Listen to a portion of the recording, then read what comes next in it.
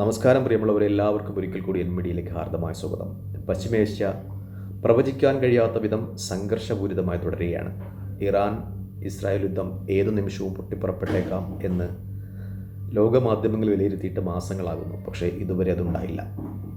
എൻ്റെ ഒരു അഭിപ്രായത്തിൽ ഇറാൻ ആഗ്രഹിക്കുന്നത് മാനസികമായ യുദ്ധമാണ്.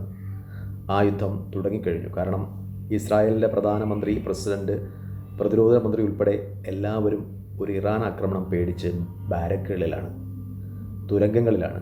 അവർ ഇറാൻ്റെ ഒരു ആക്രമണം ഏതു രീതിയിലും എപ്പോഴും ഉണ്ടാകുമെന്ന് ഭയപ്പെട്ട് സുരക്ഷിതമായ തുരങ്കങ്ങളിൽ അഭയം തേടിയിരിക്കുകയാണ്.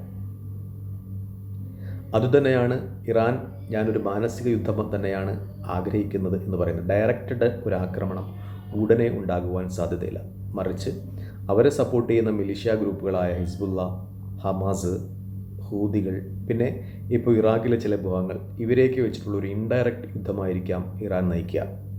അതിന് ആയുധവും പടവും നൽകി പിറകിൽ നിന്ന് സപ്പോർട്ട് ചെയ്യുകയായിരിക്കും ഉണ്ടാകുക.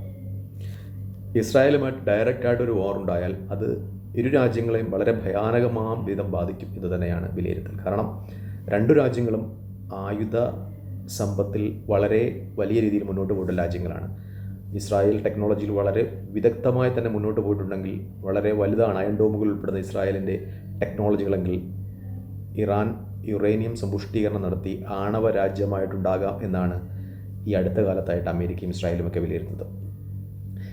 ഇറാൻ്റെ ആണവ ശേഖരം അല്ലെങ്കിൽ ഇറാൻ ആണവ രാജ്യമാകുന്നത് തടയുക എന്ന ഉദ്ദേശത്തോടു കൂടിയാണ് മിക്കപ്പോഴും ഇറാൻ്റെ ആണവ ശാസ്ത്രകാരന്മാരെയും ആണവ കേന്ദ്രങ്ങളെയും ഒക്കെ തകർക്കാൻ ഇസ്രായേലും അമേരിക്കയും ഒക്കെ ശ്രമിച്ചിട്ടുള്ളതെങ്കിലും അതിനെയൊക്കെ അതിജീവിച്ച് കഴിഞ്ഞ വർഷങ്ങളിൽ ഇറാൻ സമ്പൂർണ്ണ യുറേനിയം സമ്പുഷ്ടീകരണം നടത്തി ഒരു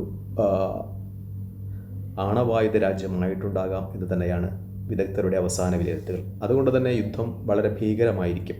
അതുകൊണ്ട് തന്നെ ഇസ്രായേൽ ഒരിക്കലും ഇറാൻ ഒരിക്കലും ഇസ്രായേലിനെയോ ആക്രമിക്കില്ല. വളരെ ഇൻഡയറക്റ്റ് ആയിട്ടുള്ള മിലിറ്ററി ഗ്രൂപ്പുകളെ ഉപയോഗിച്ചിട്ടായിരിക്കും ഇറാൻ്റെ ആക്രമണം. പക്ഷേ ഒരു യുദ്ധമുണ്ടായാൽ അത് ഇസ്രായേലിനെ സംബന്ധിച്ച് വലിയ നഷ്ടം തന്നെയായിരിക്കും ഉണ്ടാകുക. കാരണം ഒരു ആണവായുധ രാജ്യമായ ഇറാൻ ഡയറക്റ്റായിട്ട് ഇസ്രായേലിനെ ആക്രമിച്ചാൽ ആ സമയത്ത് തന്നെ ഹിസ്ബുള്ളയും ഹമാസും ഹൂതികളും ഇറാഖിലെ മിലിഷ്യ ഗ്രൂപ്പുകളുമൊക്കെ ഇസ്രായേലിനെ ആ സമയം തന്നെ ആക്രമിക്കുവാൻ സാധ്യതയുള്ളതും ഇസ്രായേൽ എന്ന രാജ്യത്തിന് അത് കനത്ത നഷ്ടമുണ്ടാകുകയും ചെയ്യുന്നതുകൊണ്ട് തന്നെ ഇപ്പോൾ സംയമനത്തിൻ്റെ മാർഗമായിരിക്കും ഇസ്രായേൽ സ്വീകരിക്കുക എന്ന് തന്നെയാണ് എൻ്റെ വിശ്വാസവും വിലയിരുത്തൽ.